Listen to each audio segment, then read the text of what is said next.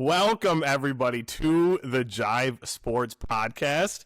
I am your host, Brandon Zufeld. I'm here with my very good, very dear friend and co-host, Zack Ketchum, and we have two very special guests today. We have Skylar, and we also have Zach Watts, the man, the myth, the legend himself. I'm going to hand the floor over to you guys, and you guys just tell the class a little bit about yourself, what led you here today. Skylar, we'll hand the baton off to you. Well, just knowing these guys and talking sports enough, I've impressed somebody enough to wind up here. What are you wearing? What is that? Is that an accessory? This bad boy right here, championship. Oh, this whole thing. How old would you say this thing is? Like 14 years old? But yeah, this is it's like 12, dynasty 13, league 14. champion. This is what everybody's playing for. How does one even acquire such a thing? You got to win. Just win, baby. That is a fantasy football championship belt. Absolutely. Allow me real quickly to give Skylar his flowers because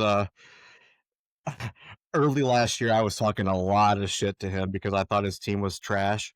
And I think it was trash at the time because he was like I would say like 6 or 7 games into the season, he was like 10th or something like that. I was last place. All his players he did some, he made some great trades, and all of a sudden he went on this roll, and he just steamrolled everybody. And I was like, dude, you're going to be a bottom 4 team, and then he beat my ass in the championship. Tell the bottom 4. A little bit of Cinderella story. Congrats, Skylar. Thank you. So Skylar is indeed the reigning champion of a dynasty league that all of us are actually in. He took the honors last season, and he's gonna make a run for it. He's done some devilish trades in the off season. He's the guy that at 2 a.m. You roll over and there's a notification on Sleeper. He's the guy. He's the one that's doing that. And then the other very special guest we have here is somebody I have a little bit of history with. It is the illustrious Zack with an H, the only correct way to spell said name, Watts. Watts, can you introduce yourself to the class? Yeah, man, Zack Watts. You and I, we had the Sleepers podcast for a little while.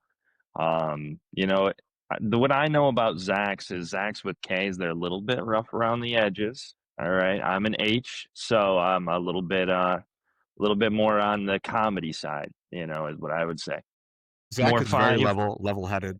Yeah, you'll find more of K's like in jail or prison, I think. So, but yeah, we might lost somebody there. Wait, let Skylar just hang on. Does Skylar know he's not just talking about himself and bailing? That there's back and forth here. That this isn't a commitment. I would like that, dude. He would just talk about himself and then just leave. He just shows off his swag. He just shows off his hardware and bounces. Yeah. So it's us and the Zacks. Yeah, and it appears, would it be off the cuff to say you are a Detroit Lions fan? Yeah, big Lions fan. Huge Lions fan. I forgot that there's stuff on my fridge behind me as well with Lions. So you've never done subtle. You've never once done subtle. So nope, I'm in your face, baby. Right in your face. Loud and proud. Yeah. Zack, Mr. Ketchum. Is Skylar gonna need like a new link, or should the same link work again? The same link should work. Is he texting you? I texted him just in case you didn't know that he got DC'd. He did get bounced pretty fucking quick, did he not? We'll wait another minute because we can edit this out. I guess 4 minutes. That's about twice as long as you usually last, right, Dupa? I'm all business, bro. I'm all business. Get in, get out, and get fucking moving, dude. That's it. Ketchum, why are you so zoomed? I don't know. Are you sitting close? Are you sitting close today? I don't know why it's zoomed. I haven't changed anything. You've not changed a darn thing. You look better now. So if we're gonna edit this out, I'll wait. But I was gonna bring up the board too, real quick. Do you got to bring up the board live? Because I actually don't know what the board is all about. He said he's trying to get in again. I don't know. What sort of? Where does he live? He lives near Grand Rapids, somewhere in Grand Rapids. Pretty known for their internet. Well, hey, so you live on the outskirts where you don't have to share with as many people, Watts is flexing his wealth right now with the stainless steel fridge in the back. Look at that. Holy cow. Yes, sir. If I opened it, you'd see not so flexing. I cleaned out my garage fridge today, actually. It's tough, man. Yeah. It's tough. There was a plate with a tin foil, and I'm like, is that pumpkin pie from Thanksgiving? It must be like there was a drawer I've never seen before in the fridge, and I open it up. I'm like, this is going away. I did not open it, but are we kicking Skylar off? We'll give him a couple minutes to see what's going on, I guess. You're so irritated right now. You've changed your backdrop. What's that face for? What's Well, I'm the irritated. what are the percentages in the corner and stuff? So that guys see is, yeah, I can see him. That is, so it's constantly He's back. uploading. He's back. You're back. His Skylar, is your return. internet going to be okay for this? I guess we're gonna have to find out. It should be. We're going to find out. We're gonna find out. If I got it. No, Okay, we're not we're on the locked Wi-Fi in, right right? now. Yeah, We're in let the, me know. we're in the middle of a move, so we're off the phone, baby. All right, well, Brandon, go ahead and give us a little countdown, and we'll try to jump back in where we were. Where were we? I think you're just starting. I finished up my intro. Introduction. You just finished up your intro. Okay. Yeah. So we're going to clip this all out. We're going to get into just what we're talking about today, right? Zach, when do you want to talk about the whiteboard? Do you want me to hand it off to you first? Well, just tell me when you're gonna do. All right, this is going to be part of the show again, and then I'll just say, I don't know. I got fucking dude. We Just fucking turn it late. out, just go The and- disconnect fucked everything up. The disconnect threw us all off. We'll do it live. Okay. We're gonna go 3. We're gonna do 2. We're gonna do 1. And of course, my co-host Zack Ketchum. Zach, you look great today. You got a little bear hat on, and it looks like you have. Is that an addition behind you? I'm gonna kill Skylar. Well, there's 2. I got the flag back there, but no, I got this whiteboard to keep track of all my mistakes, and I think it's going to be put to good use as we go on, because I feel like if I meet a certain threshold, like once I get to 10, maybe I should punish myself somehow, do some type of humiliation thing, like, I don't know, stand on a busy there's fucking Add that to the mistake board. Hang on. So is that, Zach, we're just going to keep going. Is that an accountability board? yeah, I'm holding myself accountable. So those are mistakes that you made In the first 2 episodes. Which I'll tell you real quick, because now I'm not. But give us a rundown of it. Yeah, the first thing that I did that really hurt my own heart was when I was talking shit about trading with you, negotiating with you, and how you keep all that stuff a nuclear secret. I said more harder than accessing Area 51, and that's just terrible grammar. And then later, hang on. I need to cut you. That is a sign of maturity. A lot of people just like let that go. This is a man focus on growth, and like that's impressive. I was thinking you sounded like an idiot at that point, but yeah, terrible, just absolutely terrible. The second one was I said that Jordan Addison would be out all year. I don't know where I got that from. I thought he was dealing with an injury on top of the DUI, but he's only going to miss 3 games. And then last episode talking about Robert Saleh, I thought he was going to the Packers because at some point he was like interacting with them, but he's a 49er again. So that just adds to my 49ers are going to the playoff thing. So he got some stem cells to his career. And you're kind of like a shoot first, ask questions later kind of guy. Well, I like it. If you've noticed, working with them yourself, but also in the group chat or whatever, I never know what we're going to talk about. So no, I'm just, these are literally off the top conversations. Yeah. So yeah, I feel you. He said so. Anyway, I started blasting, and Skylar said he's out for today. So we're just gonna continue on.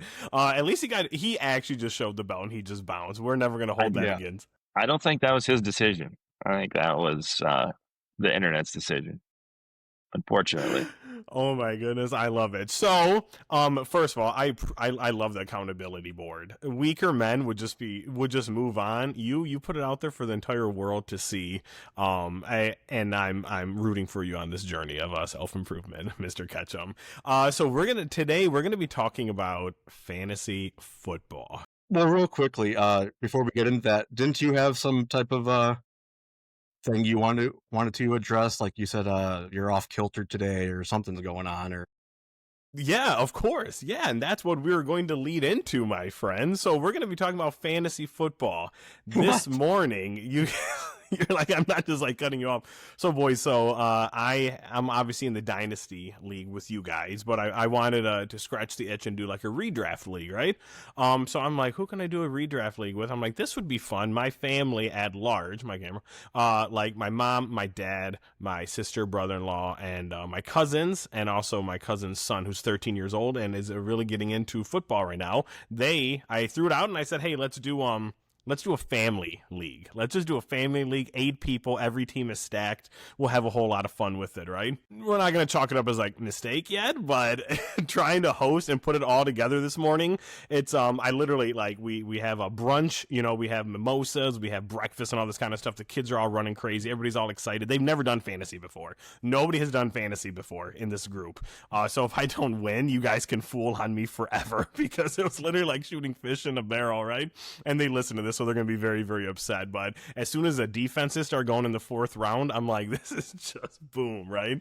But so I got the draft board up on the TV, and it's 11 minutes, and everybody's like, boom, yeah, it's 11 minutes for the draft, all this kind of stuff. And I'm going to pick on my parents here, but my parents are like, awesome. They're like, so what do we do? Like, we tell you who we're going to pick?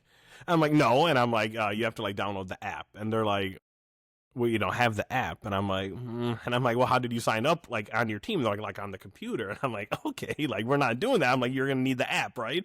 So the 11 minutes lead up to the draft, while cooking breakfast and all the kids and the dogs going crazy or whatnot, is signing my parents into 2 different ESPN apps that use the same email, just one period is different. And they also, because my dad doesn't have an actual email, so he uses my mom's alternative. And then there's different passwords or whatnot.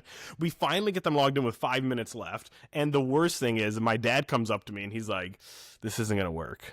I'm like, why is this not going to work? He's like, the text is really small on the app. I forgot my reading glasses. And I'm like, Dad, I just can't fucking help you in this regard. So actually, my mom had a pair of readers, so the entire draft they're sitting on the couch next to each other, and as soon as it goes doo-doo-doo, doo-doo-doo, they pass over the readers to each other so they can scroll, like and they can That's pick love. Isaac. That's actual true love. But I'm just sitting there, and I'm like, if I don't win every single game by double digits, I don't know what the fuck I'm doing. So we're spreading the love of fantasy football, and that's really what we're here for, and that's why it's very near and dear to my heart today. Mr. Ketchum, what are we going to talk about? It's crazy that all that happened to you just this morning, because that's more fucking interaction or work than I would do in a week, and you just did it on a Sunday morning. That's fucking nuts. And now I'm here with you guys having no technical difficulties whatsoever. So we're going to talk about everybody. If you're listening to this right now, and if you've not done your draft, you should probably do that. Like the season starts in 11 or 12 days. So what we're going to do, this is either last minute catch up or validation for people who are about to draft, or if you've already drafted, you're going to listen to this and we're either going to make you feel good or make you feel bad about people. So we have picked out, how do you even like to categorize it? The Zacks. How do you like to categorize who we have on a piece of paper in front of us today? I mean, for my list, I did players that I thought were too high for an average draft position. Not necessarily like bad players, but players that I thought just were a little too high. And then I thought a couple guys that you could get at a good value that were too low, right? And I did my draft position off of Sleeper. That's the average draft positions that I went off of. So you're talking about people that maybe are good values, maybe slipped a little bit when people are going through best balls or whatnot, and you're like, I can't believe this person's still available on the board. And also maybe people that are like, why is he going that high? Has he done anything lately? Or maybe a rookie, maybe somebody who come back from injury, and you're like maybe getting by on name value is kind of what you focus in on, right? I love that. Yeah. And now Zach with a K, you are. I'm just dying to hear. Well, I did both, kind of. There's a little bit of overlap there because there's been no real decisive decision making being made here. So at one point it was like do it based on ADP, and then it was like avoid at all costs versus who you love.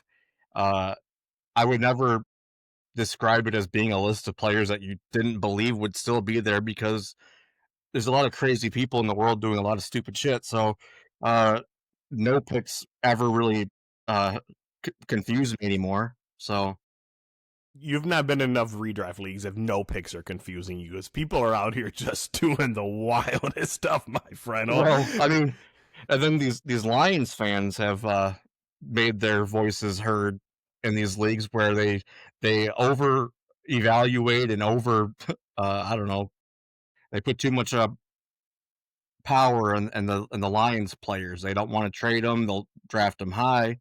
So you never know. I don't want to get into one of my takes, but I feel like, in particular, Lions players, which we are Michigan based, so we do run into a lot of Lions fans, right?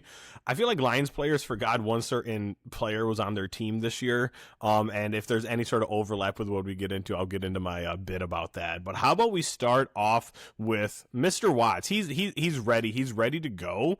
Let's talk about your first. Let's talk about good. Let's talk about good people that you think are maybe a good value, somebody that you think you can steal that will outperform where you take them, the costs associated with them.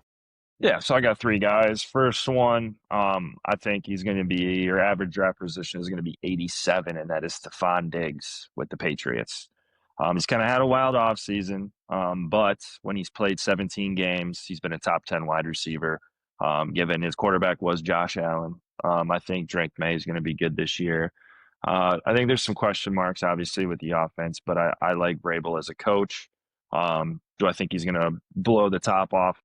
No, but they need a number 1 wide receiver, and I know he's been that before. So I think getting Diggs at 87 is a great value. And would you say that this is more like a redraft, like this year type of thing? Because Stephon Diggs is obviously okay. Yep. So this is a full redraft, starting from number 1, no keepers or anything, obviously. You want to know? I would really like, just as we banter off player, just so we don't lose the rub. Let's focus on each one as we go through them. And I had a moment again, like it's fresh in my mind because I went through a redraft today, right? And Stephon Diggs was there. I remember Stephon Diggs was there, and for some reason, I think one of the big things, first of all, he seems older. I think he seems older than he actually is, right? And it's been been around for a while. How old is he? If anybody had, he's got to be like 31 or something. 31, I think, is what he is. Probably. Yeah. He's right on that cliff to where you started kind of getting the ick with wide receivers, right? He again, he's dealt with injuries or whatnot, but that's a great point, Mr. Watts, that when he plays 17 games, he's a consistent top 10 wide receiver, just if he can get back there. Also, he had a Q next to him. He had a Q, and there's no bigger like buzzkill than when you're drafting somebody and there's a Q next to him, because like we're so many months removed from playing fantasy, and I forgot the trauma that the Q and the O can have on a man. Like when you're like Sunday morning and it's like you're refreshing Twitter and you're like, is he warming up before the game? I saw that and I said, I'm not taking him. I'm not taking him. Yeah. Well, that actually happened to me this morning because me and Drew in our league are discussing a trade involving Jackson Dart and some other players, but he's been trying to give me Kenneth Walker, and Kenneth Walker is the only Michigan State player that I like a lot. Like, I like him, okay? But his problem is staying healthy. And so when I'm looking at the trade that he's trying to do, I look at Kenneth Walker's, news today, and he's already dealing with a foot injury, so I, can't trust him. But so I'll let Watts get back into it. My list that I have is more dynasty centric, but I think it actually might be cool to have a little bit of both. So I love that. Go ahead. So Watch is the redraft kind of guy, and I really appreciate your insight again, like with the Q, with the injury ick. Like, we play fantasy football and we watch football. Ketchum, you and I talked about this a few times. We play this stupid game and we watch this stupid sport to escape reality. It's not even 2 weeks. Like, it's 2 weeks until anybody's playing any meaningful games, and I'm already worried about this dude's foot. Like, I don't want that. Like, I don't want him on my team. Like, I'm sorry. Like, that just, like, it's too much. Yeah. Give me somebody with feet that work right now. In August, we'll figure it out. You know. And I think Stefan Diggs is a complete situational thing, right? I think if he were somewhere where there was a little bit more wide receiver competition, I don't think he would be on my list. But New England for, a few years now has been just desperately trying to find a wide receiver one, right? And Diggs has been that. I think I like Drake May. I think he's going to be good. I love Drake May. I like Drake May a lot. I know he can sling it. I like Mike Vrabel as a coach. They're probably going to run it a little more than pass it, but I think that'll open things up. And I think with Stefan Diggs' talent, I think there's a huge opportunity there. They've always they've kind of been a black hole for receivers, and I do think people are kind of sleeping. Again, it's just like you don't pick Patriots wide receivers. You haven't for years. I'm pretty sure you got a text last year, and they're like, "Hey, can you suit up for this game? Like, we just need somebody. We need somebody in the slot, man." Like, politely declined, of course. Yeah, so. of course. I am high on Kyle Williams, like I already talked about on a previous show, but I think Kyle Williams might be the guy where they finally broke through and got somebody good. I love your ability to shoehorn in Kyle Williams into any certain conversation. Well, it's Patriots wide receiver talk. Watts, who's your number 2 value? Somebody that you're looking at, somebody that if they're there and you're like, let's go. So this one's a huge, like I'm all the way back down. I'm down to 125 right now for an average draft position. So these guys are simply home runs, right? They're a high risk, high reward. But one that I really like at 125 is Nick Chubb in Houston. Like it's hard not to like Nick Chubb. I mean, yes, he had a devastating injury. Joe Mixon is ahead of him. Joe Mixon's had his issues with some injuries here and there, but I think and kids on his lawn. Yeah, and there's always a huge problem, right? But I mean, you're drafted. This is one of your last couple picks in the draft, right? I mean, if you're at 125, depending on how many guys you got, this is one of your last 2 to 3 picks, right? So if you're going to take a swing on Nick Chubb, who's I think he's pretty solid as the number 2 right now, and he comes out and he's healthy. I mean, and once again, another guy that's been the best in the league at one point, knows what it takes. Houston's going to have a great offense. I don't know about that. So. Ketchum does indeed, other Zack with a K does indeed hate the Texans offense. I don't think anybody dislikes Nick Chubb. Like everybody loves Nick Chubb, right? I think he has a great story. He was part of a very, very bad Cleveland team, and he stuck through it. And obviously, the devastating knee injury, he came back. It's like, will he ever walk again? And we all saw the replay 1,000 times. And wow, he's back in the league, right? I just don't my whole thing. He's a running back, and his knees don't work, and he's behind the worst offensive line in football, and he's getting older. I'm not throwing shade at you, because if Nick Chubb, I would gladly eat crow if Nick Chubb came out and killed it this year. But also, I have Mixon on my dynasty team, so I hope something happens in that running game. But once again, 27 first for him too. Yeah, and once again, a situation here, right? He's at 125. Right? Could he come out and he might not do anything? He might get he's a jumped dart throw by with insane ceiling, right? Yeah, right. So it's the same thing. And I know they have Dameon Pierce, I think, is their 3rd running back. I'm not sure if he's still there or not. But I mean, he could get jumped. Who knows? Yeah. But that's one of those guys that you put on your roster, and who knows what can happen. But you can also easily let him go during the season if somebody else pops off on the free agent, right? So complete dart throw. Also, I'm going to cut you off one more time. Historically, though, if you haven't drafted yet, you need to get Nick Chubb, because Mr. Watts is known for these historical dart throws. Now Nick Chubb's going to have an immaculate comeback player of the year season. So, but real quickly too, because Joe Mixon was brought up, and I said the kids on the lawn thing. Do you know about that story, Brandon? You looked confused when I said it. I actually don't know about that. I was like I'm gonna catch up with this one later, and I'm gonna Google it and act like I'm part of like the joke. But now, if you're calling me out, I actually don't know about Joe Mixon and Kids on Lawn.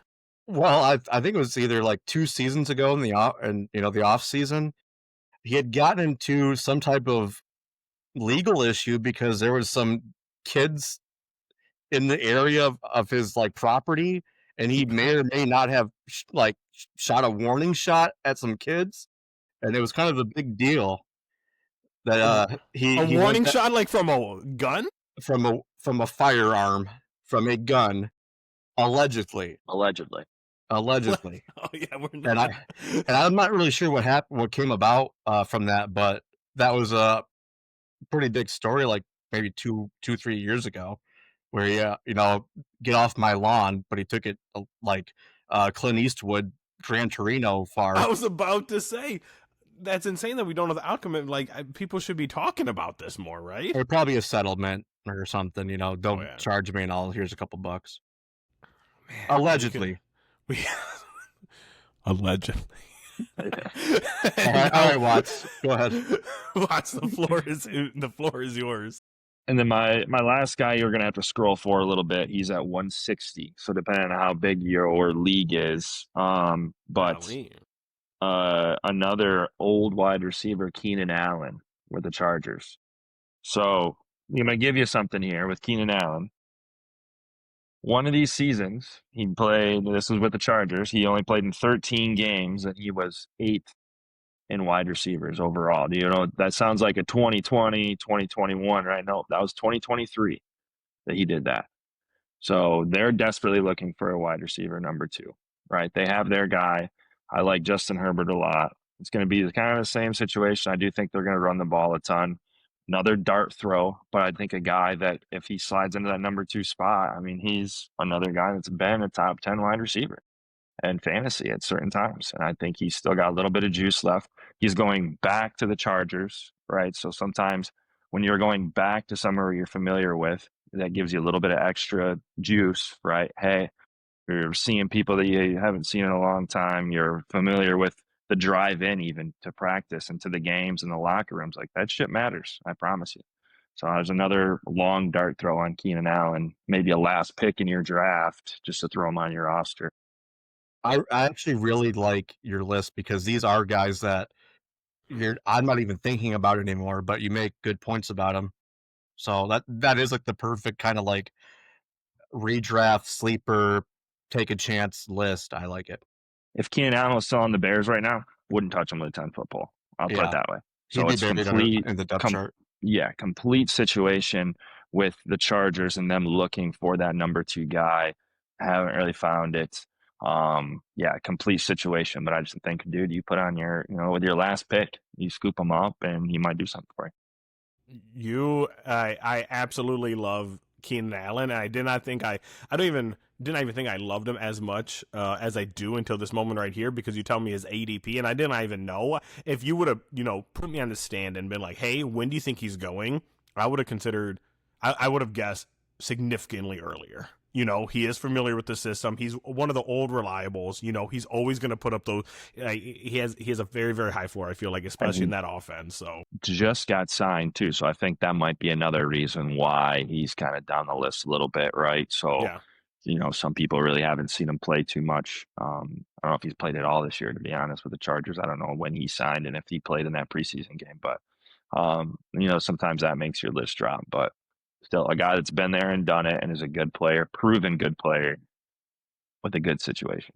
You got to find the seam. Anybody who's not drafted yet, you find Keenan Allen, you throw, that far in the draft, you're not getting wide receivers that have put up 1,000+ yards consistently with the quarterback that's currently throwing to him. You're just not getting that. So that's actually a really, really good one. I can't believe we had to wait that far down. So, and now who are the people that you're not a reactionary like me. I was going to say people that you would not touch, the people that you despise. We're not going that far, but we're going bad values. I think you're focusing on these are people that are reaches, people that have not produced either ever or in a while, right? Yep. So to completely flip the script, right? So these are guys that I do like. I just think like for this first guy especially, I do like him a lot. I can't wait. I can't wait. You feel it? I think he's about. I think he's about a real dark horse. I think he's about 10 to 15 spots too high, maybe a little bit of a reach here, but it's the same offense. It's Ladd McConkey at 24 as his average draft position, right? So my reason is he was 13th last year. I think he's a great player, but going back to they don't have a true number 2, right? So the defense is going to look at him and be able to game plan against him. The offensive game plan, I think Harbaugh is going to run the shit out of the ball. I don't think he's going to get as many opportunities. Ladd was probably a little bit of a reach here. I don't hate him at 24. Maybe if it started with a 3, I'd be a little bit more comfortable. But I don't think these other 2 guys that I have on the list, I would definitely be a lot more hesitant to draft. I do think McConkey's going to have a great year. I think he's a great wide receiver. So I just think 24 is just a touch, maybe a round too early. Because, I mean, you're looking at second, maybe early third, depending on how many people you have in your draft. So I'm so upset right now. I'm so upset. You couldn't even make it through that before backtracking. You hate Ladd McConkey. I like him. I like him. I'm just nervous, man, that they're gonna run the ball a lot. I feel like, nope, Mike Golden. There. Hey. We're gonna get a special guest. What? Hi, buddy. So he's like I took Ladd first. I reached on him. He's furious. He's coming at you. So I do like Ladd. The offense scares me a little bit. I think they're going to run the ball a ton. Obviously, drafting Hampton super high. Harbaugh's known to just run the ball, cloud of dust. So and the fact that there isn't a true number 2, maybe it will be Keenan Allen, but defenses will key on that, right? They're going to have guys over the top, underneath. I do think he's a good wide receiver, though.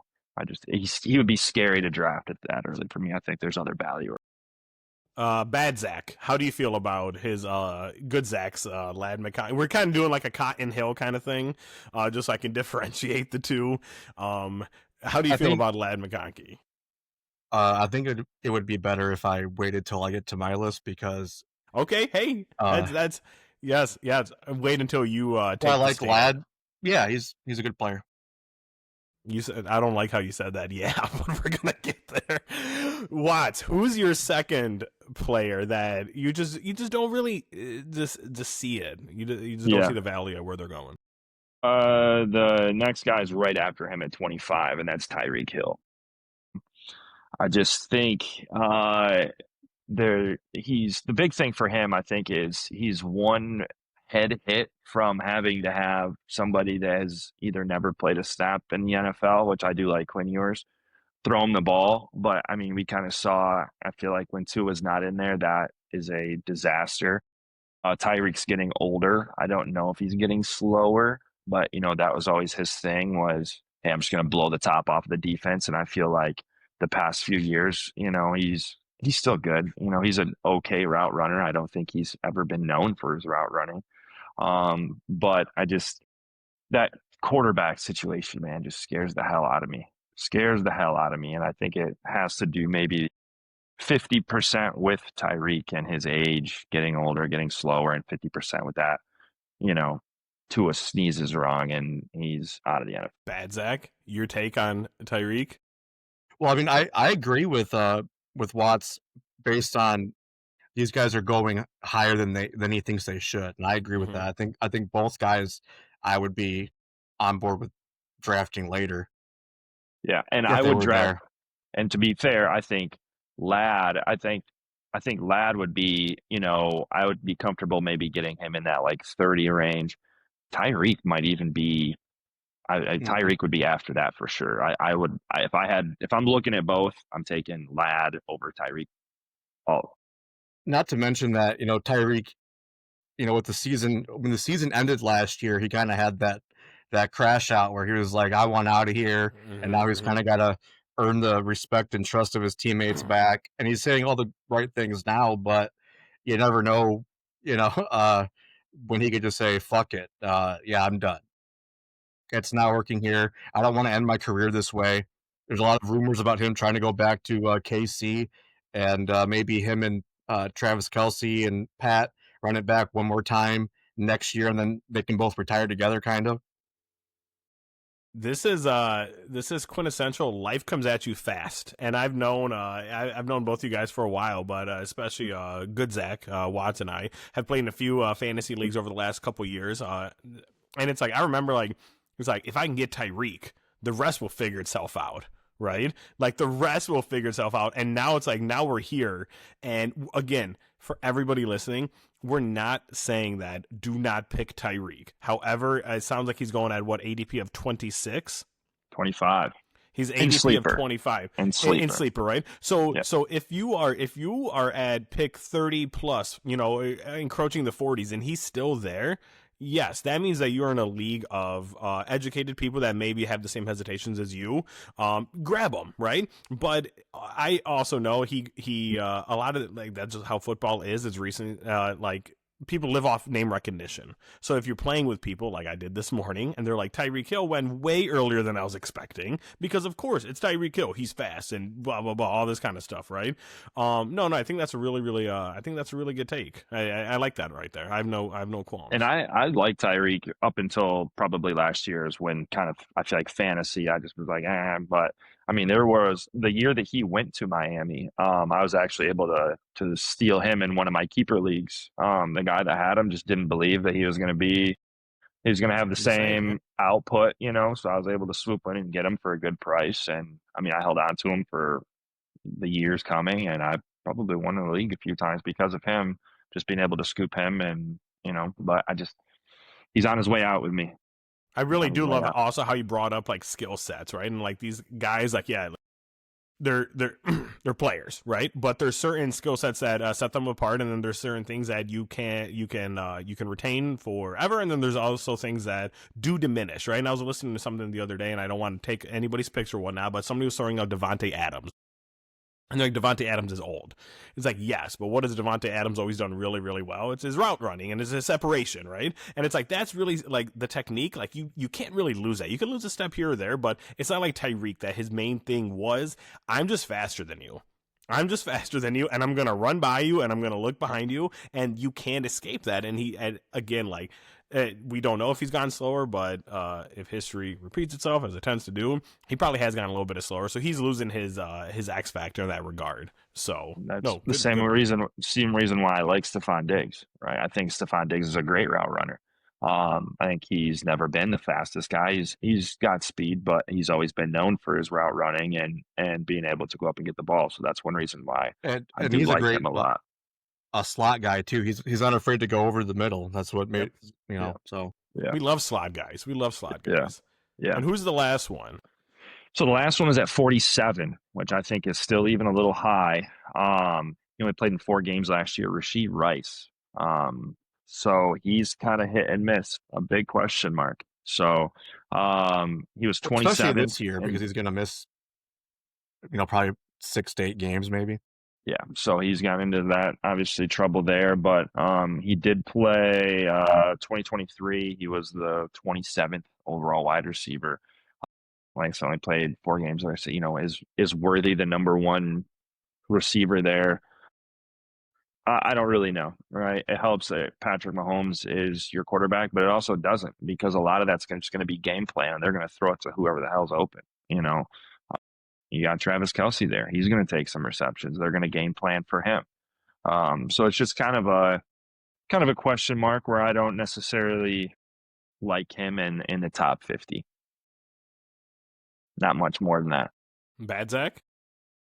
I mean, we know your take. Well, I mean, no, specifically because he's talking about like redraft leagues. I wouldn't touch Rashee Rice because he's going to miss a significant portion of the year. So he's automatically out for me.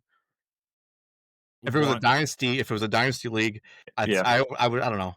I see what you're saying. No, I agree 100%. It would a redraft league. I don't think that's the same thing as being injured. Who was it? Somebody was it? Somebody was out for the first 6 games, I believe. I don't know if it was Joe Mixon or not.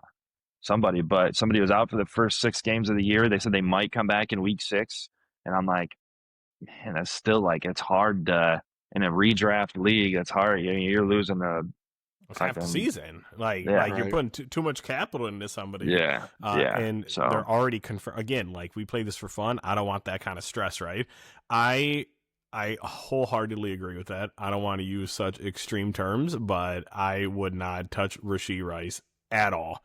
I honestly believe, again, like I'm watching him go in redraft leagues, and I'm like, if the team color was different, if he did not have Mahomes throwing to him, like if Rashee Rice was on the Titans, he's not going anywhere. He's not going at all. Like, I'm sorry, there's too many question marks. He has not blown the top off of things. Like, I wholehearedly agree. Without getting into a spiral, I wholeheartedly agree that's a bang up pick. I don't think that they I just don't know how many plays they're drawing up, right? I don't know how many plays Andy Reid is drawing up to get Rashee Rice open, right? It's not like, when you go back and you talk about Tyreek when he was with Kansas City, they drew up plays for Travis Kelce and they drew up plays for Tyreek. Hey, we're going to go off this play action. We're just going to throw this bitch as far as we can down the field, right? And there's Tyreek, right? So I don't know how much of that game plan that they're really going around, with him and with Patrick. Like he's going to throw people open. Right, so that's going to take, I think, some of his value away. Like, who knows? I think that's a really good take. Sometimes people downplay, like they're like, "Hey, this is a wide receiver on like a good offense." It's like, but it's different, right? It's not like Shanahan scheming people open, right? Like Mahomes, and obviously Andy Reid is one of the greatest, coaches of our lifetime, right? But however, Mahomes, like he's gonna figure it out. He's gonna figure it out, right? And Go. So something to put like in perspective too is you look at some of the receivers that they've had that aren't named Tyreek Hill. They've brought in some big names, and they haven't really done a ton, right? And it's usually when guys are coming off of an injury but even off the top of my head, they brought in D-Hop for a little while. I completely forgot about that. Yeah, and he was all right. Well, the thing with him was that with the trade that they made with the Titans, it was they had to give up a higher draft pick if he played X amount of snaps. So they were purposely not using him until later in the year when they needed him. So, yeah. I also think you make a really good point, because again, like it's when you look at such a dynamic offense like that, I do not like saying that about the Chiefs, because I do have a little bit of animosity towards the Chiefs, right? But you have to give credit where credit is due, right? But like you say, they bring in some big names and they don't work. There's also like the spread is so large, because I can't help but notice that 2 years ago, who pretty much almost like really set themselves apart in the game and won them the Super Bowl was Kadarius Toney, who's selling used cars somewhere right now. Like, it's just so unpredictable. Like, that's why like the draft capital they invest in somebody like Rashee Rice, it's just too many question marks, right? Yeah, and even going back to like, I'm probably going to catch some flack with this, but I thought Juju was a good wide receiver when he left Pittsburgh, right? And was he great? No, but was he above average? I thought he was. When he was in Pittsburgh, and then he came to Kansas City, and it's the same deal where, he just didn't work out the way that he wanted to. Well, I was gonna use Juju as an example, because what I have learned about the Chiefs is that the way that they're coached, the way the receivers are coached, they emphasize finding the hole. There's a lot of option routes in their offense where, especially with Travis Kelce, he knows where the hole is and to sit there. And so I think sometimes when you get receivers like Juju who have all the skills, but mentally they're kind of maybe immature, where they're like, I'm just going to burn past people, or they can't keep up with me, or they can't guard me. They're not thinking about like, I want to sit here. They want to just keep going down the field and get a bigger play. But actually, if you take what the defense gives you, and there's missed tackles, you can do that. So they emphasize more like a intelligent, like, I don't need you to be an athletic freak. I need you to be smart. Find the hole, sit, and Pat is so good, he's going to get you the ball if you're open. Yep, 100%. And so people like Juju, like I said, I think it's more in his head, like an arrogance that no one can stop me, so I can just do what I normally do. Can we settle something real quick that's been I've been struggling with? What's the better name? What's the better name? Juju Smith-Schuster or Clinton Dix? Oh, hey, okay, hang on. We can introduce three: Juju Smith-Schuster, Marquez Valdez-Scantling. Clinton Dix is a trump card. Clinton Dix clears. Who we picking between Juju and Marquez Valdez-Scantling? Well, I was trying to predict what you were going to say next because I thought that was my first thought was Juju Smith-Schuster, Clinton Dix. I just thought that was where we're going. Clinton Dix is an all-time name. We're gonna have a top 10 power rank football names. That's gonna be a good one. I gotta go Marquez Valdez-Scantling. I think Juju rolls off the tongue better. It sounds. You think Juju Smith-Schuster rolls off better than Marquez Valdez-Scantling? Try and say it. It's like a lazy river for your tongue, bro. Try it. No. Yeah, I don't think you're saying Marquez Valdez-Scantling 4 times fast. It's tongue twister. Are you saying Juju 4 times fast? Yeah. Oh yeah. A lot of people used to probably back in the day. You won't do it. You won't do it. He doesn't have the grapes to do it. Fine, I'll let you guys concede with Juju, but I'm still a Marquez Valdez-Scantling kind of guy. At Zack, we're through the rational, the educated, the ADP, the spreadsheet kind of Mr. Watts kind of analysis, and now I'm dying to hear about your more dynasty-centric players, the ones you like, the ones you don't. Start us off. Well, I thought it was funny because I praised Watts. Like those are really good picks. But the first name I'm going to mention completely shits on his Keenan Allen and Lad McConkey picks because I really like Trey Harris. I'm using Fantasy Pros ADP, so we're getting a lot of variety of redraft, dynasty, this app, that app, whatever. We don't have any cohesion here, so no cohesion. Well, we had Skyler for 10 minutes and he died, so all the cohesion's out the window. He's the most consistent one here. So Trey Harris is going around 100 and wide receiver 47, and he's somebody that I really like and was trying to draft, but it's whatever. I think he is a freak, and I've heard a lot of these.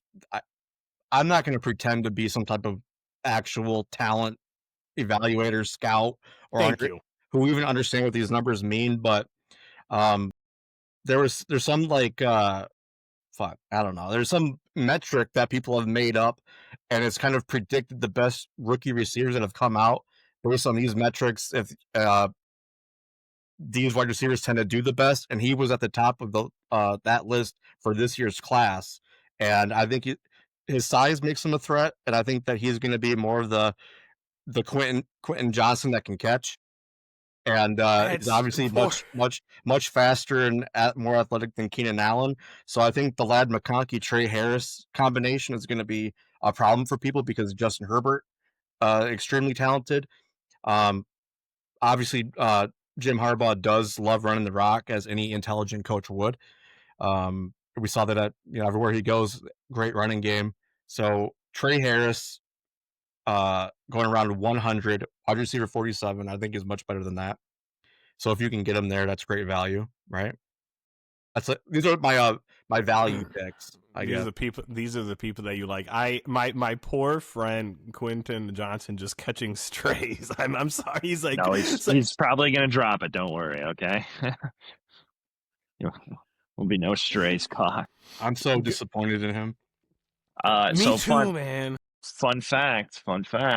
You can shit on my guys, but second to last pick, I picked up Trey Harris last night in my redraft. So I do like him a lot. I just think until he shows me, right? So, but he could show me very early. So, but I think the opportunity's there. I think the opportunity's there, and that could be that reason why Keenan Allen's not a good pick, right? So, no, I like Trey Harris. I think out of the 3 guys that they kind of have going for that second spot, that outside receiver, I think Trey Harris will get it. I do like him. I think it's who's really having the value. better season? Keenan Allen, the tried and true, been here, done this, or Trey Harris, the unknown, the sexy, the new, right? I think that's completely up to Trey Harris, right? I think if Trey Harris plays like I'm saying though, right? But I'm saying though, right? Like I don't think it's up to Keenan Allen. You're asking me which one. I think it's Trey Harris's job to lose, right? You don't bring Keenan Allen he's not coming in to fix your franchise. He's coming in to fill a spot because you don't know who the other guy is, right? So, I don't know enough about Trey Harris other than there's an opportunity in front of him. That's a really good answer. Does anybody know what college Trey Harris came out of? He went to he I think he was somewhere, but then he was picked out of Ole Miss. He's an Ole Miss. Okay, Ole Miss kind of guy. I kind of just the vibes of Ole Miss. Another not sexy college, right? We can all agree Ole Miss is not sexy. Fantastic school. But it's not sexy. Probably not sexy. Who's your next value pick, Bad Zack? So also with my list, I tried to have, you know, a tight end, running back, receiver, quarterback. I tried to have a little bit of everything if I could. Pick 3 people, but you want 4 positions? I have 5. Oh, okay. Well, you better get. Who's number 2? Number 2, I have Brenton Strange, going at around 177, tight end 25. I like him a lot because he's big, strong, young tight end. I think he's 24 years old. With the Jags offense, what's going on? Nothing is funny about this. when you said he's young, big, and strong, Watts pointed at himself. Oh, yeah. It's just a little bit of slapstick comedy. Brenton Strange, go. So, he's got the job. They have obviously Brian Thomas, and we don't know exactly how much offense Hunter's going to play, how much defense is going to play. So I think having a good tight end, because I mean, with Cohen there, Cade Otton performed pretty well. He likes throwing, to running backs, tight ends, and big guys like Mike Evans and Cade Otton. So I think somebody to get those kind of over the middle or red zone targets, Brenton Strange can be that guy. And at 25, ADP 177, that's really deep. If you're looking for, you might draft a tight end before that, but to have him kind of stash on the bench somewhere or as potential backup for bye weeks, he could turn out to be really good. I think. You said he was going in the 100s, the pick 100s, 177. That's a dart throw with huge upside. I actually tight end 25. Like tight end 25. I think that's a good one. I actually got to give you kudos here. Good, Zach. What's your opinion? No, like that. I think they have a good offense.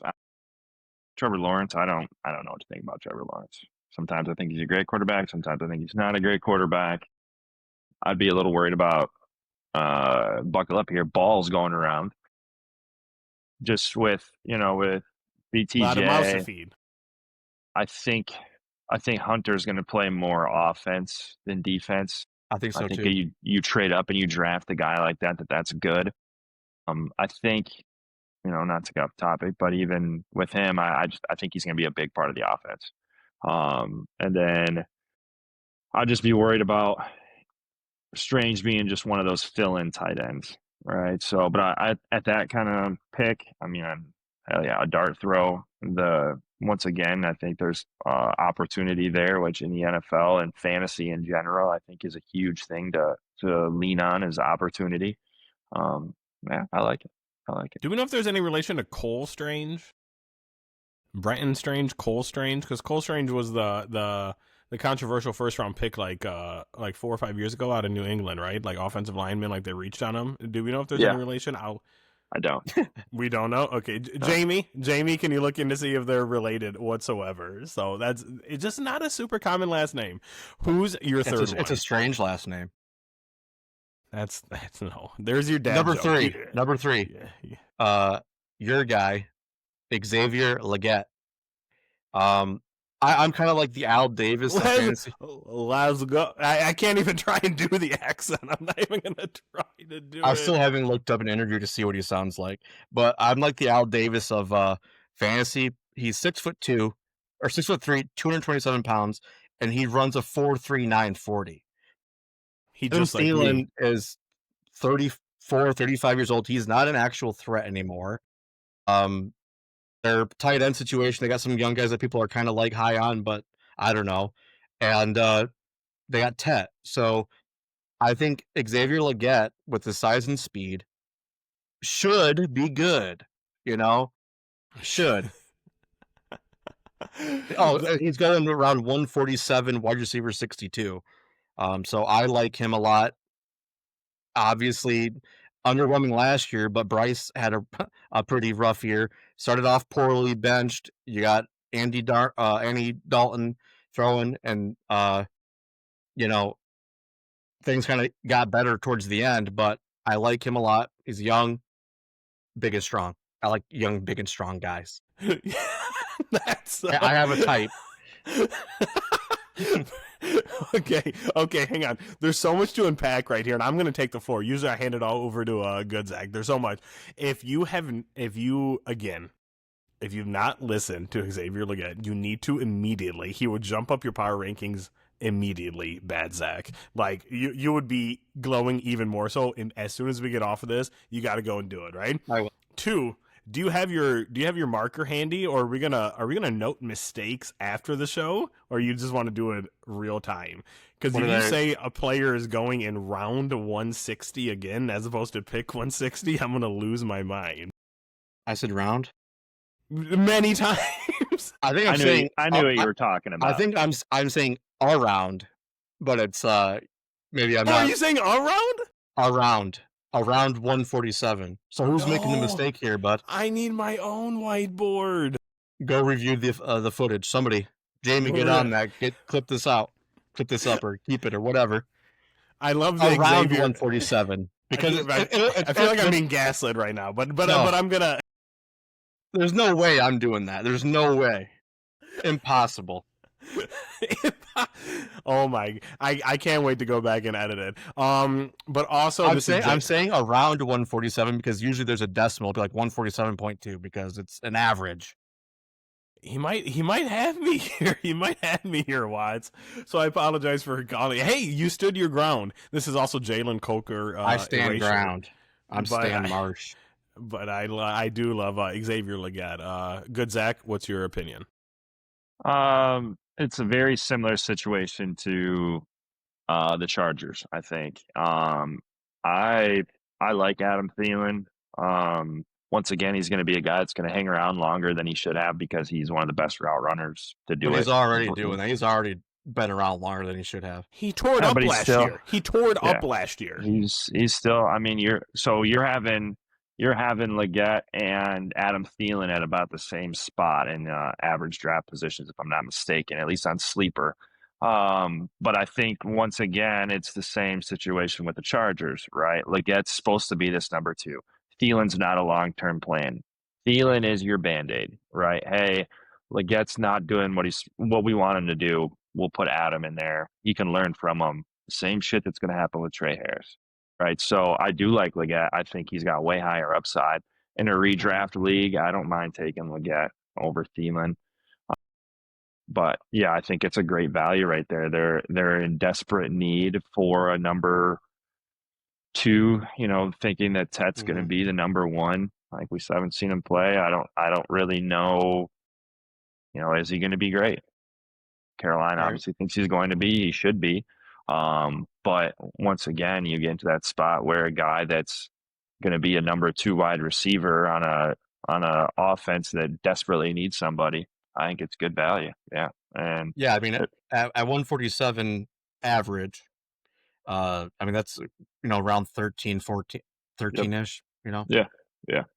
Can we, you go on, mister. I think it's one of those ones too, like who have you drafted before? Who's on your team at the moment, right? Are you able to, are you really looking for a receiver that's going to need to maybe put up some numbers, then that's maybe where you'd be a little bit more conservative and you take Adam Thielen. But I think Legette is your home run guy. I think he's got much higher ceiling, and I think Carolina wants him to be that more than anything, right? So I think when a team, even more so than Trey Harris with the Chargers, right? I think Carolina really wants Legette to be that guy. Not only that, but he's a great face for the franchise, like you just said, right? He's a very popular player. Let's get him playing, right? At the end of the day, it's a business. Well, they drafted him in the first round last year, and you always want your first round guy to pan out. That's a lot. Yeah. Was Xavier Legette a first round pick? What? He was 32nd last year, I think. Was he really? That's insane.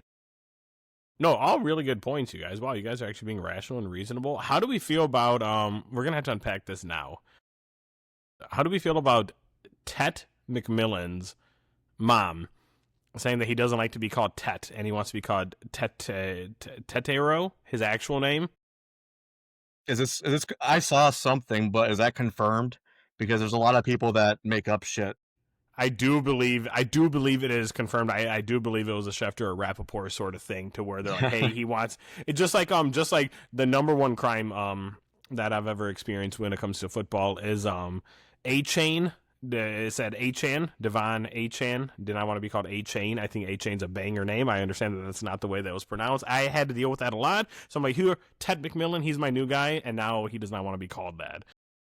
You know, I'm immediately moving to T-Mac. Not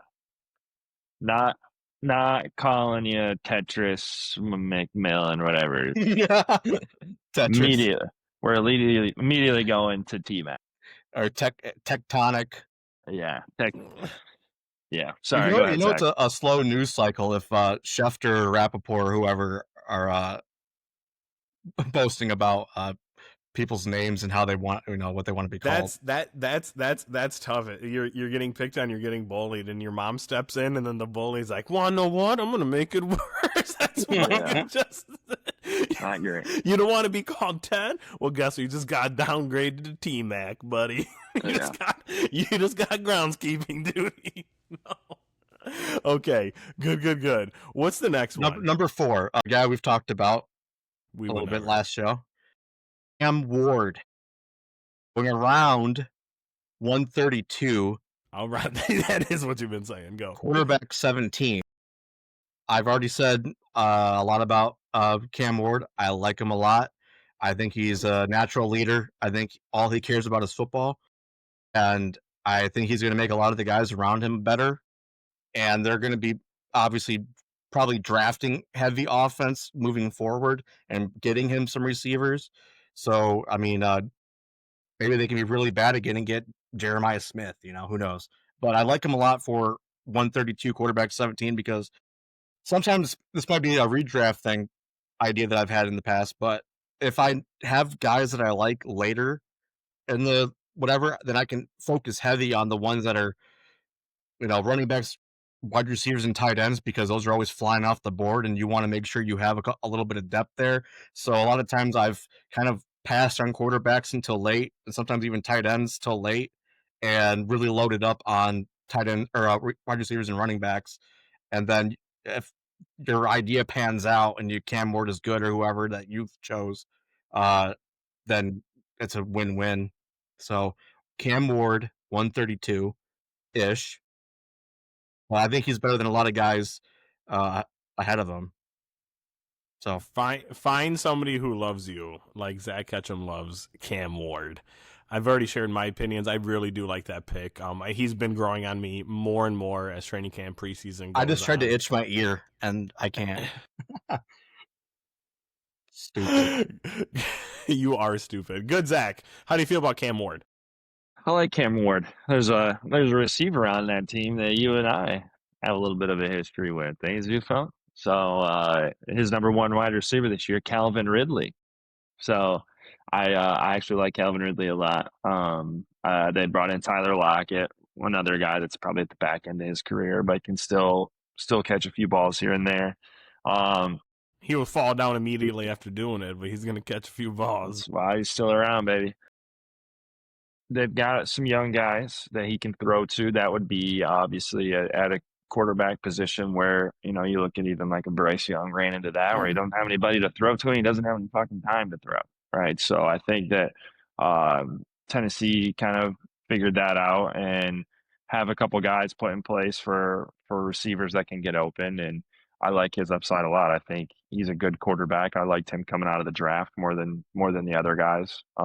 He's kind of got that moxie. I think that's really good. I think it's important to have confidence, especially as a quarterback. And it's his job, right? There's no question marks, right? So I like that pick. It's Cam Ward, I think, has a huge upside.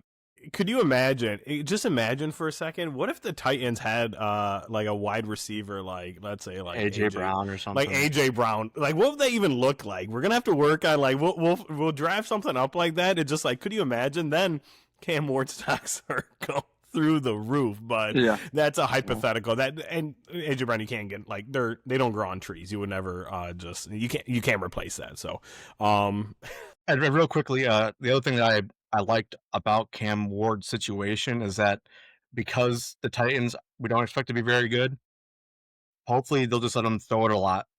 You know what I mean? If you're down in games, get him the reps, let him just throw it around. Why not? I love that underrated aspect of fantasy football. Honestly, like you don't always want the best teams. Sometimes you just want the people that have to get the ball more. You know, they have to air it out. They got to pad stats. Who's your next one?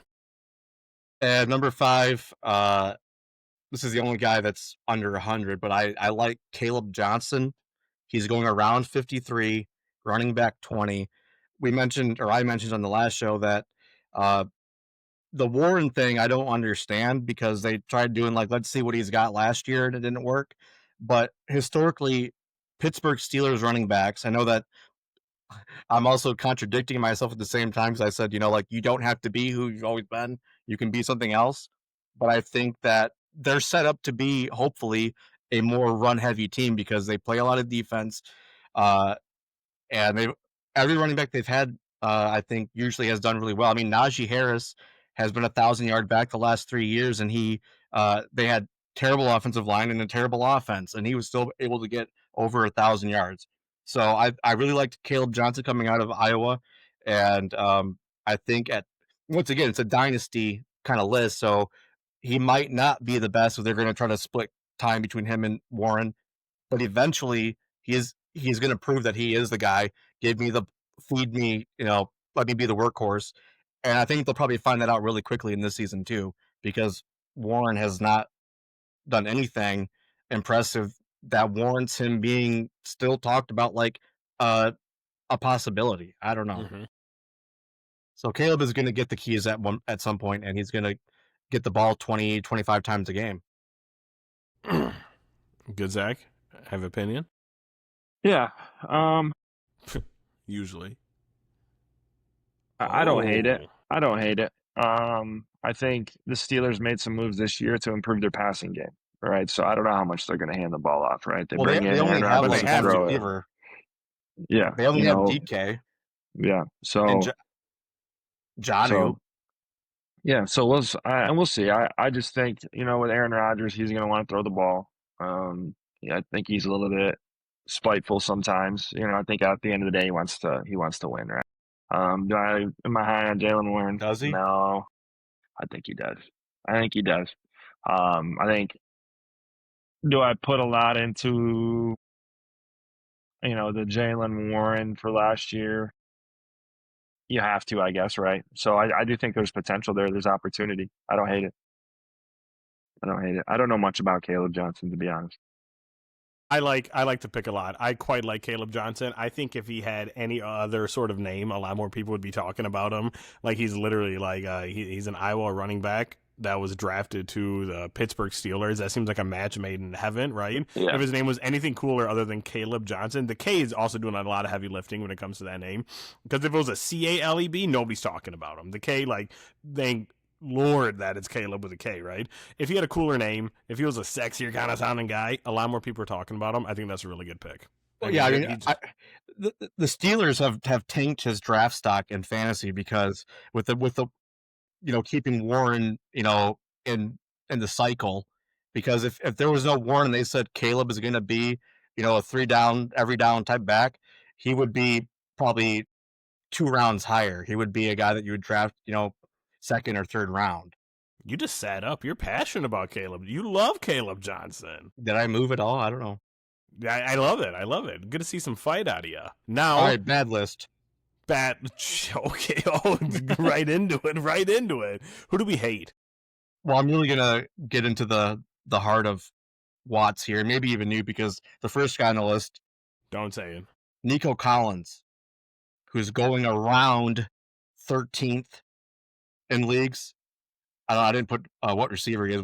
He's probably like a top 8 guy, but I don't like Nico Collins because I can't trust him. And I don't think the Texans do either because they brought in Christian Kirk and drafted 2 receivers. So I think that they're kind of planning the exit now because he's unreliable. I wouldn't draft him at all. Did you Unless learn it was this? way later, but definitely not a first or second round. You say you can't trust him and this man is unreliable. Have you lent this man money and he never paid you back? did he say he's going to help you move and he ghosted you? There's no possible way you can be saying such things. You're taking this so personal. I'm not here to poo-poo on your pick. Nico Collins is going to be a great wide receiver. He produces. He's the number one option on an offense that is going to have to air it out a lot and probably win the division. But, hey, you do you. Good, Zach, your opinion? Yeah, I like Nico. Would you draft him with your first or second pick? If I'm at the back end and I'm doubling, it's all situational, right? Do I think there's some guys around that I would take if you're before him? doubling, what are you doing in Ireland? Drafting, baby. But I think you bring up bringing in Christian Kirk. I think that has to do more with the Tank Dell thing. I think they need somebody else to slide in because you don't know what Tank Dell is anymore. Christian Kirk's going to play inside. I like Nico. He's big. He's strong. That's right up your alley. Though. Yeah, but you have to fill out a wide receiver room, right? I don't think they. Well, I mean, when your line is terrible and you're investing in more receivers, then that kind of tells me that they don't have high opinions of Nico either. Yeah, and then it's. I think it's all because you can't even go back. Yeah, I think you're crazy, and I can't wait. I wouldn't say crazy. I think you're on the right track. I don't think Nico is a tier 1 wide receiver, and that kind of spot where you're drafting him maybe is a tier 1 position. But I do think he is like a tier 2. So maybe back a little bit further, kind of similar to my Lad McConkey take. Like, I think he's still a good player. I don't think he should be that high. Have you guys ever heard the phrase, the best ability is availability? Have you guys heard that before? Yeah, yes, and I've also seen it not work out well because the best available might as well just been out. That's true too. Number 2. I'm available right now. They're not lining me up like in the X, bro. Are you kidding me? Well, you go. Number 2.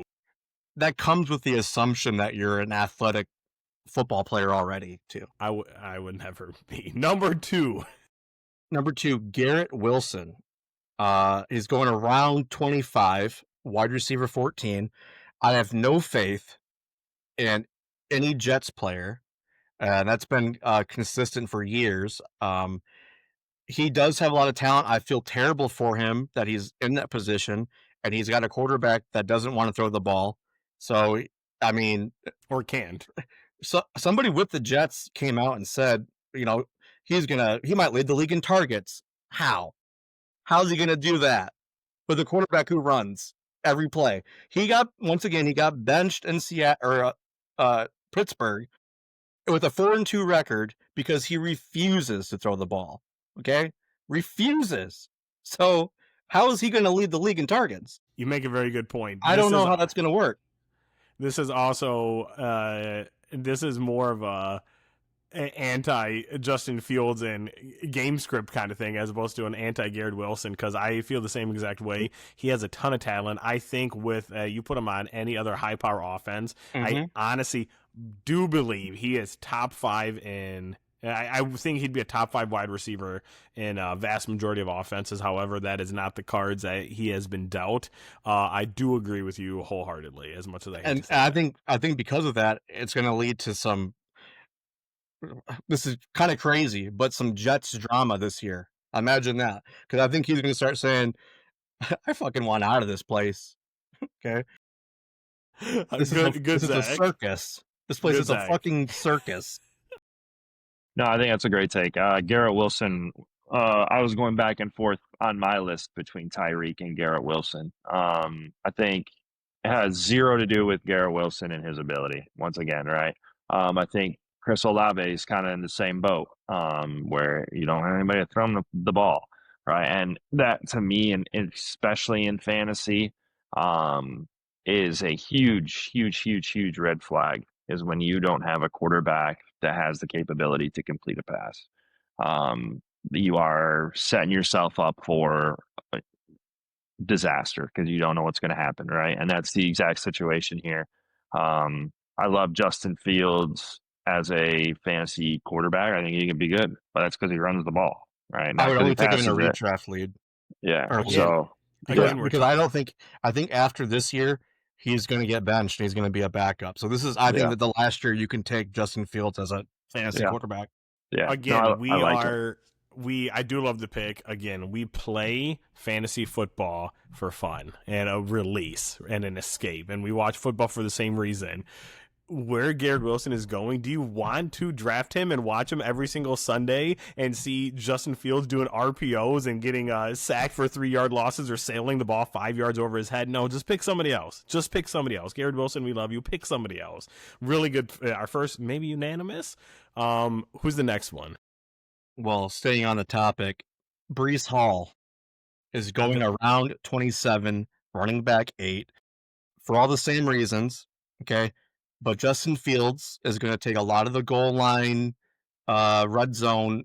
He just wants to run it in. And I learned that last year because I had Najee Harris, and Najee didn't score a touchdown for like the first 6 weeks because Justin Fields ran it every time they got down that far. And Aaron Glenn came out and said they want to run the ball. They drafted our guy Edwards from Michigan. They have Allen. They got Breece. Once again, kind of along the lines with the Cam Ward situation, you're not going to be a good team, so you're not going to be running the ball a lot. I mean, they can try, but it would be nice if they did so that they can end the game quicker and run the clock out quicker. You hate the Jets.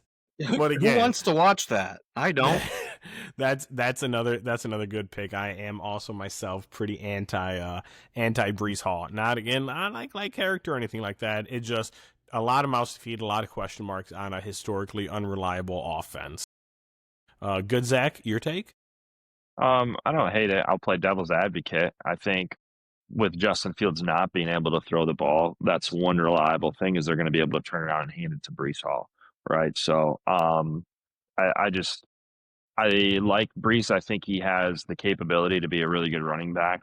I don't really know much about the Jets' offensive line, to be honest. I don't think they're going to be a great team. But I do, we're talking about average draft positions. I probably wouldn't take Breece Hall around that pick. Yeah. I'd probably take somebody else. But yeah, I think overall it's a good take. But just playing devil's advocate, he popped up on my family redraft this morning, and I comfortably walked around him. So. Yeah, you could look at it as almost the poor man's Lamar Jackson, Derrick Henry, right? So very poor. Going to be the like same deal. Cricket and Always Sunny type of poor, like the bottom of the barrel. But like I said, go ahead, Zach. No, you're good, Zach. Go ahead. Say, like the devil's advocate take is kind of what I experienced last year because Najee Harris was getting like 22 touches a game and he would have like 104 yards, but he would never score. And if you got to get a couple touchdowns here and there. You got to find pay dirt. You got to get touchdowns because 22 carries doesn't matter. 104 yards might get you 10 points, 11 points, but those touchdowns matter, and he's going to take them all from those running backs. I mean, they'll get some, but he's going to get the most of them. So, good take, good pick. Who's your next? This one, I don't know. Number 4, Mark Andrews, going around 87, tight end 8. Really, it's more of an age thing, and I think Lamar Jackson does a great job spreading it around. I think Isaiah Likely might be obviously the more athletic coming up tight end that's going to be that main guy once Mark Andrews retires or gets cut or whatever the case may be. My problem is I don't think he's going to be a top 10 tight end, but I think he's still going to be good. He might be around 14, 15 overall, which isn't bad. But as a top 10 tight end, I'm out on Mark Andrews. I disagree. I disagree. I understand age concerns. I also understand everybody remembers the 2 to 3 bad drops. However, I mean, I wasn't even thinking about that. He's still. I think about that every night. He's still Mark Andrews. I mean, I cannot. I don't think I could name 10 tight ends I would take before him. He's still going to find the ball. They still, despite the drops, they still trust him in that sort of offensive game plan. They still trust him in the red zone. He's over-reliable. He's Lamar's safety blanket. I wholeheartedly disagree, but I can see how you got from where I am to where you're at currently. So. And I like Hopkins to be take some of those red zone targets and shit too, because he's reliable and more athletic than Mark Andrews, and he's big, or he's tall at least. Big and fast. Your type. Good, Zach. Your opinion on Mark Andrews? I think Lamar's safety blanket is 6'3" and 250 pounds. Number 22 standing behind him is in the red zones. Mark Andrews, I had him last year in one of my leagues, and it was to the point where I almost just dropped him. Like, I almost had to just drop him. Like, it was so bad. You hear that, Brandon? Hey. And then I think it was towards the back end of the season, he finally was back to being a little bit better, if I'm not mistaken. I could be wrong about that, but there was the back end of the season is closer to today than the beginning of last season, right? Yeah, technically. Okay. Let's take out those calendar 6 works. months in between, though. So yeah, I don't love Mark Andrews. There's once again a bunch of guys that I would probably draft instead of him. I think there's plenty of younger tight ends that have upside.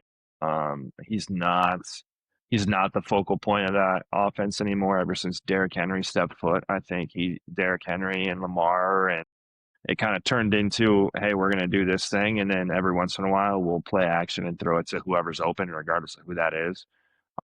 But yeah, I think Mark Andrews kind of hit a little bit of a decline last year.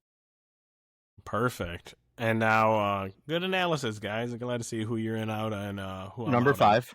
Number 5. Let's go. End us. Here's another one for my buddy Watts over here. CJ Stroud, going around 103, quarterback 12. No fucking way. Yeah. No way. Why? He has a it is your responsibility to provide the benefit of the doubt. Like, why? He has a terrible offensive line. True. He regressed last year. Anybody He's relying on Nico Collins, who I've already mentioned. Who you have personal beef with. Who's number 2 is going to be Christian Kirk, who we've also talked about. Or the two rookies that you said that they drafted in order to replace Nico Collins, so he has more options and they could boom. But go on. And then his running backs are 2 old guys with injury histories and shit like that. I don't think I took them out of the playoffs. A lot of people are high on them. I'm not. I think that they'll still be a good defense because D'Amico Ryan is he? You're doing it. He's the Texans, right? That's not the Falcons. All right. So, anyways, he's a good coach. He's a good defensive guy.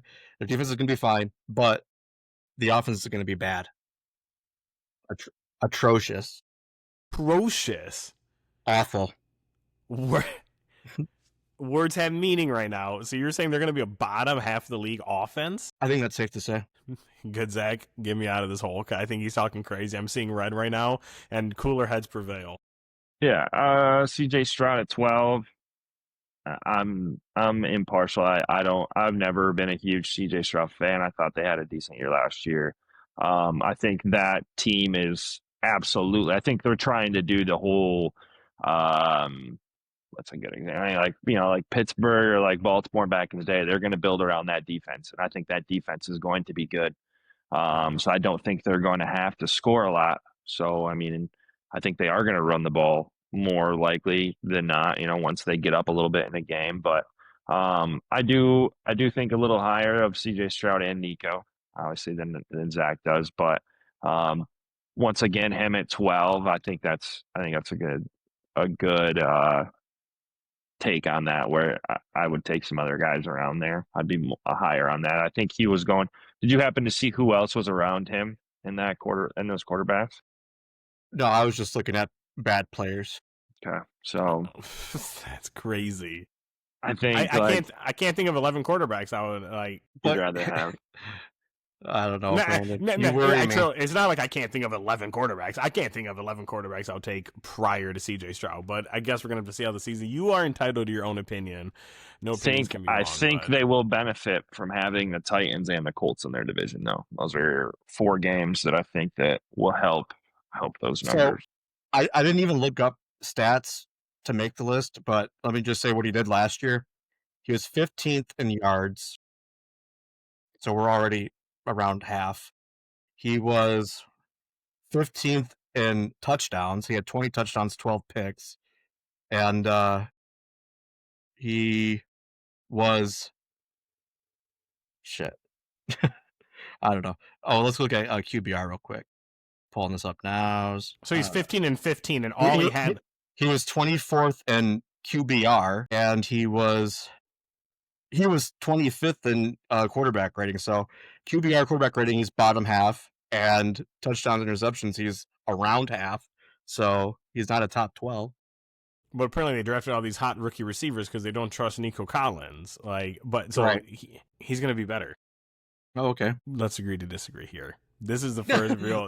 Our biggest problem was offensive line. How can we fix that? Let's draft a couple receivers and bring in a 30-year-old I don't agree with how they're running back. Let's just do that. I don't and agree. trade away Laramie Tunsil, our best offensive line guy, and the left tackle protecting our young superstar quarterback. Let's just do that, Brandon. I'm not a Texans guy. I don't agree. They should have built the trenches. Obviously, I'm an offensive line kind of guy. However, he's going to be better than you're thinking. And I'll happily grow if he's not. But we're just going to have to see it. We need the season to be here already. So that's it. That's our guys, our value adds, and people that we think maybe it isn't there for both redraft league by the specialty of Mr. Zach Watts, and also redraft by the very incorrect sometimes Zach Ketchum. Wrong. Do you guys have anything you want to end? You just said redraft for me. I did dynasty stuff. I need a whiteboard. Did I not say dynasty for you? You said and redraft for the whatever. I'm sorry. Your emotions are high right now because you're so wrong with CJ Stroud, and you're gonna have to find a way to backpedal next episode. Quit. What is this? Pick W6 Brandon. Picking Brandon as a partner. I'll erase it, but that's a great mistake. Mr. Watts, do you have anything you want to end this season, this episode with, entering the NFL season? Great talk. Got me all excited. I'm ready to rock. I don't think you look thrilled. The preseason doesn't get me as juiced. I'm a believer. Once the regular season starts, I'll be super excited, but preseason just doesn't do it for me. I hate the fucking preseason. I want them to have a running clock and make it 10-minute quarters and a running clock. Yeah. And then you got Nick Sirianni fucking icing kickers to waste more time. I'll get that it was a joke for him, but that was I thought I couldn't hate him more, and then he did that. Winners win, bro. Winners win. You sound like a State fan right now. We ain't got to get into it. This is the Jive Sports Podcast. I am Brandon. My co-host is Zack Ketchum, and longtime friend, and will be recurring guest because he's actually level-headed. My friend Zach Watts as well. Follow us on TikTok, YouTube, and wherever else you may see our name. This is all of us signing off. Anybody have anything they want to end with? Any dad jokes or anything, Zach? Or no, you already got it in the chamber for next week? Yeah. I didn't come prepared this time. Good. We never do. Signing off. See you guys.